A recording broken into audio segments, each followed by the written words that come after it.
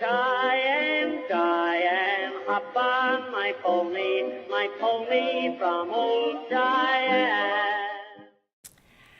I think the best way to address that is that I was born back east, and when I was about 11, I was living with my grandparents, and they sat me down and said, Karin, we're going to move. We're going to move to Wyoming.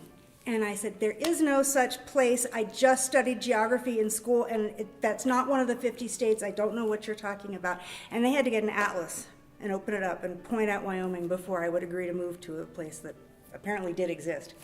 Anyway, so, but since then, it doesn't seem like I've ever been able to really pull myself away. And so I guess rather than a favorite memory, it's more of a favorite feeling. I've never really felt part of a community anywhere that I've lived. I've lived in Santa Fe, and San Francisco, and New York City, and other places, and this just feels like home. It's just little things like whether you know the person standing next to you in line or not, they're going to be friendly.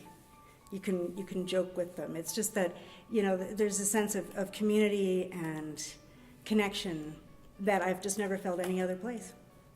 Well, I mentioned my grandmother.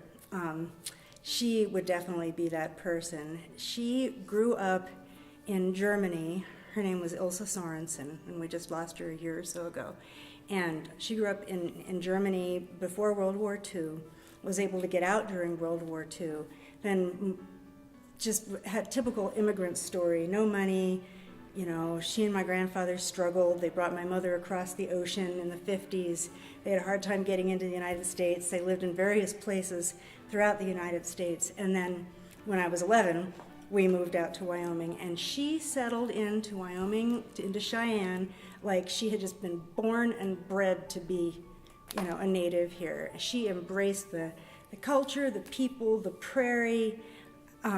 She got very involved in the community. She was good friends with Mayor Pando, and she did a bunch of improvements in the recycling situation. She helped start the compost pit, or the compost area. She always called it the compost pit.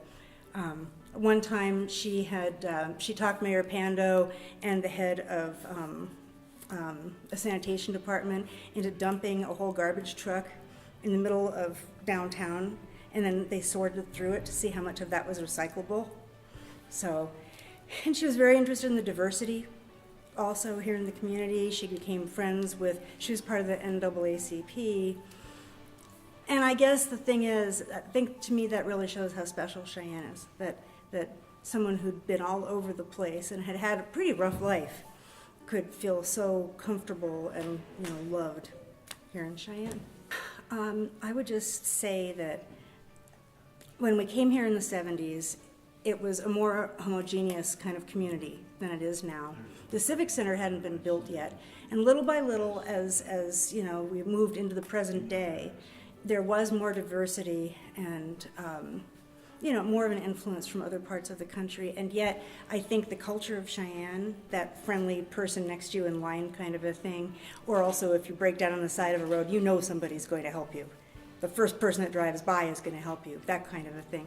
I don't think that's ever going to go away. It hasn't, as we've begun this whole diversification process. And I think it's such a core characteristic of this community.